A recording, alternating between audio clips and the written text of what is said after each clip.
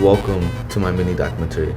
My name's Abel, and this video is going to be about my reflection and how I've grown as a writer over the past semester thanks to this class and its three major projects, that being the investigative report, the OPED, and the PSA video. So to start it, how about we talk about how I viewed myself as a writer in the beginning of the semester and how that changed throughout.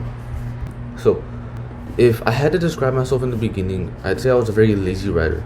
Because of that, I never really researched in depth. But since most of my topics were about ICE, I had to research harder, because not only was it a very complex topic with how media outlets can have biases, but it was also it felt personal because my family's mostly immigrants, and so I felt like I had to give it my all, and so I did. And so when it came to researching, I compared multiple different resources, and I tried to actually be in depth and understand the topic. And because of this, I feel like I came out of it a lot more appreciative to when it comes to writing, because not only did I actually learn about the whole issues with ICE, but I learned how strong it can be and how valuable it can be to truly understand a topic and to be able to write about it because of your understanding. The critical thinking reflection. So the two things I'll be talking about is how I developed and answered new questions during my research, and how my thinking evolved as I worked through this complex topic. For the first question, while researching ICE with my teammate Emiliano, we knew our topic was going to be related to ICE and how they're handling the situation very immorally and almost illegally. We also wanted to talk about something else, and through this, we found out that Renee Good, the woman who was shot by ICE, how her husband was there on the scene, and we were thinking of how devastated he might have been. But then that led us to think, how devastated must these immigrant families feel whenever they see their family being taken so inhumanely and treated as such? And so this led us to question, how devastated are these families left? And because of that, we later developed on that topic throughout each of the following essays that we wrote. In this paragraph from our investigative report, it discusses how immigration enforcement not only affects the person directly involved, but it can also create fear, trauma, and even long-term emotional effects on entire families or even communities. And it shows how our research went from not only discussing the legality of ICE's actions, but also how we later started discussing how the families are being left on the emotional levels. And to answer the second question as to how my thinking evolved as I worked through this complex topic, in the beginning I mostly just saw it as a legal matter, just between right or wrong answers. But as I began to compare more sources, I realized that this topic is a lot more complex than we originally suspected. I began understanding multiple perspectives, right? Like why it's important to enforce this immigration, but why also their actions are still unlawful. With illegal immigration, at the end of the day, it is still illegal and it is to enforce safety, but do they need to be using unlawful actions? Do they need to be so harsh and using these tactics that are very inhumane? So instead of trying to find one simple answer, I kind of learned how to view the issue more critically and try to understand what these actions and their effects are on these people and communities. This paragraph from our investigative report perfectly sums up what I just said, as it starts with how immigration law enforcement strongly encourages the use of constituent power to establish and enforce the lawful access of the border. But later on, how it also says detractors and opponents of current enforcement practices question whether current immigration law practices and procedures comply with human rights, which again sums up what I said of how, yes, it is important to establish the law, but at the same time, how people are questioning whether some of the practices that ICE is using violates the human rights of the person and negatively affects the families involved. To answer the written communication reflection and how I adapted my writing between different audiences, purposes, and genres, I want to start with the investigative report that we wrote.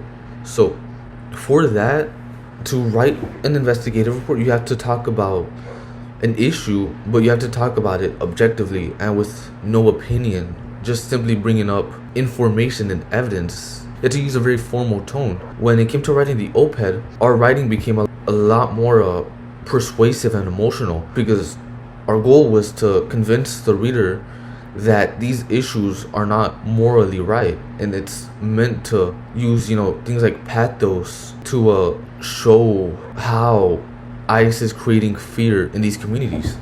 And because of this, I learned how different audiences require these different approaches. To show this more clearly, I got this paragraph that my teammate Emiliano wrote in our investigative report.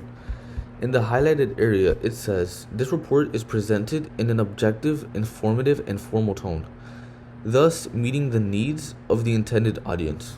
That sentence perfectly described as to how and why we wrote in the investigative report, that being with objectivity because of the audience that read the investigative report.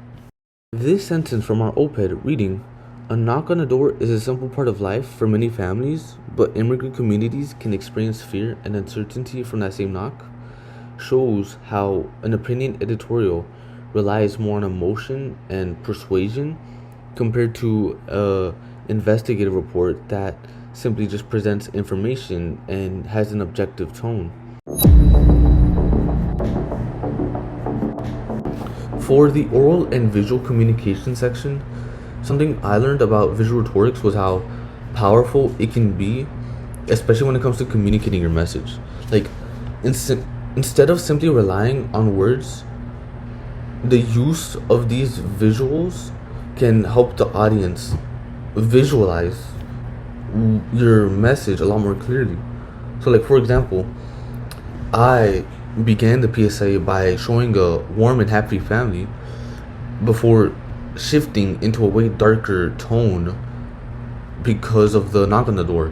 And the contrast was meant to help show the audience how quickly the uncertainty and fear can affect a family's life, how they live under constant stress because of it. I also learned how important it was to use sound and timing when it comes to persuasion.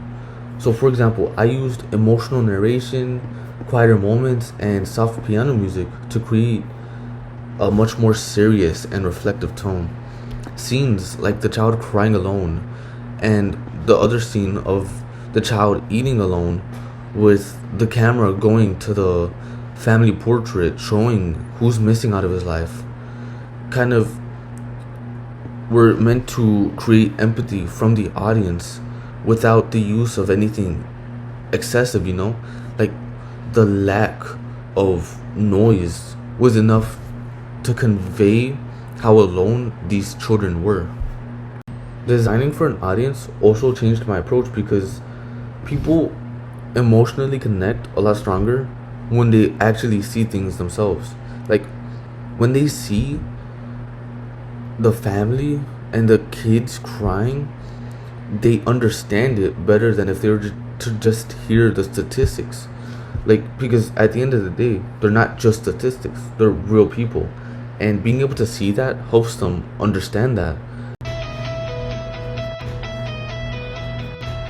For my final reflection, A question that I will be taking away from this is how communication and the media can influence the way people understand complicated issues. Throughout my research of ICE's enforcement on immigration, I realized that different sources can discuss the same topic yet in very different ways because of their alignment, politically. And it just it affects the way people form opinions and perspectives on very important issues, and it just made me question how much information people might miss when they only rely on one source or one viewpoint like I did originally. Beyond this class, I want to use my new researching and writing skills that I've developed for future essays I might have to write in college. One of the biggest things that I learned is how important it is to understand your topic in a much more deeper level than just beyond the surface information. I understand now the importance of comparing perspectives, analyzing your sources carefully, and simply just looking beyond the first answer I find. As a communicator, I see myself continuing to grow in my ability to adapt my work depending on its audience and purpose.